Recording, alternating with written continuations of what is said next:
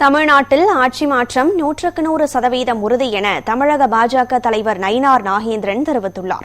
செங்கல்பட்டு மாவட்டம் மதுராந்தகத்தில் தேசிய ஜனநாயக கூட்டணி பொதுக்கூட்டம் நடைபெற்றது. இக்கூட்டத்தில் பேசிய நயினார் நாகேந்திரன், இந்த பொதுக்கூட்டம் திமுக ஆட்சிக்கு முடிவுரை எழுதும் கூட்டம் என கூறினார். தமிழனை காக்கவும் மீட்கவும் பிரதமர் மோடி தமிழ்நாடு வந்துள்ளதாகவும், எத்தனை முறை தேர்தல் நடந்தாலும் மோடிதான் பிரதமராக இருப்பார் எனவும் குறிப்பிட்டார். ராமரிடத்தில் தமிழனை காக்க, தமிழனை மீட்க, நர்மதை நதிக்கரையின் நாயகன், உலகம் வல்லரசாக வேண்டும் என்று வாழ்ந்து கொண்டிருக்கின்ற மாபெரும் தலைவர், குஜராத் மாநிலம் கண்டெடுத்த நல்முத்து, 3 முறை குஜராத் மாநிலத்துடைய முதலமைச்சர், 3வது முறை இந்திய தேசத்தினுடைய பிரதம அமைச்சர், 3வது முறை மட்டுமல்ல 30 முறையும் இவர்தான் பிரதம அமைச்சர். நாடு செழிக்க நல்லாட்சி மலர, நாடு செழிக்க நல்லாட்சி மலர தமிழகத்தில் தேசிய கூட்டணியை உருவாக்கி இங்கு வருகை தந்திருக்கின்ற பேரன்பிற்கும் பெரும் மதிப்பிற்குரிய நரேந்திர மோடி அவர்கள் வணக்கம். இக்கூட்டத்தில் பேசிய பாமக தலைவர் அன்புமணி, திமுக ஆட்சியில் எந்த நலத்திட்டங்களும் செயல்படுத்தப்படவில்லை என குற்றம் சாட்டினார். முதலமைச்சர் வாயை திறந்தாலே பொய் பேசுவதாகவும், அவரது ஆட்சியில் எல்லா துறைகளிலும் கோடிக்கணக்கில் ஊழல் நடந்திருப்பதாகவும் அன்புமணி விமர்சித்தார்.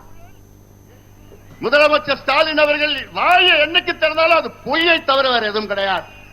5 ஆண்டுகளுக்கு முன்பு ஆட்சி வருவதற்கு முன்பாக திமுக தமிழக மக்களுக்கு வாக்குறுதி கொடுத்தது எவ்வளவு? 505 வாக்குறுதிகள் கொடுத்தீர்களே, அதில் வெறும் 66 வாக்குறுதிகளை தான் முழுமையாக நிறைவேற்றியிருக்கிறீர்கள். எண்ணிக்கையில் பார்த்தால், விழுக்காட்டில் பார்த்தால் வெறும் 13 விழுக்காடு. DMK has fulfilled only 13% of its electoral promises. வெட்கக்கேடு.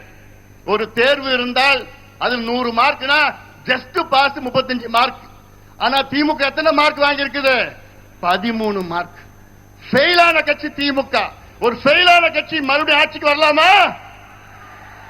ஆட்சிக்கு வர விடுவீங்களா? விடக்கூடாது. அவர்கள் தகுதி இல்லாதவர்கள், திறமை இல்லாதவர்கள், நேர்மை இல்லாதவர்கள். மதுராந்தகம் பொதுக்கூட்டத்தில் பேசிய அமமுக பொதுச் செயலாளர் டிடிவி தினகரன், திமுக ஆட்சியில் தமிழ்நாடு போதைப்பொருள் மையமாக திகழ்கிறது என குற்றம் சாட்டினார்.